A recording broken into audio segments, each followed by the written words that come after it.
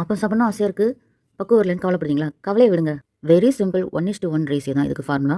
ஒரு பங்கு பச்சரிசி எடுத்திங்கன்னா ஒரு பங்கு புழுங்கலரிசி போதுமானது. இதை நீங்கள் குவான்டிட்டிக்கு ஏற்றபடி அதிகமாக கூட்டிக்கிட்டே போகலாம், எவ்வளோக்கு வேணாலும் கூட்டலாம். நான் இன்றைக்கி 2 உலக்கு பச்சரிசி 2 உலக்கு புழுங்கலரிசி தான் சேர்த்துருக்கேன். புழுங்கலரிசி இன்றைக்கி எடுத்துக்கக்கூடியது ரேஷன் அரிசி தான். இதுக்கு 2 ஸ்பூன் வெந்தயம் போதுமானதாக இருக்கும். 2 உலக்கு புழுங்கலரிசி 2 உலக்கு பச்சரிசி 1 டம்ளர் உளுந்து போதும். கையோட 2 ஸ்பூன் வெந்தயம் சேர்க்க மறந்துடாதீங்க. ஒரு சட்டி தண்ணி ஊற்றின சாதம், அது சுடு சாதமாக இருக்கலாம், பழைய சாதமாகவும் இருக்கலாம். ஆப்பத்துக்கு மெயின் இன்க்ரீடியன்ட் பழைய சாதம் சேர்க்குறது தான். சாதம் இதமாக இருந்ததுன்னா அதே சேர்த்துக்கலாம், பழைய சோறு சேர்க்கணும் அவசியம் இல்லை.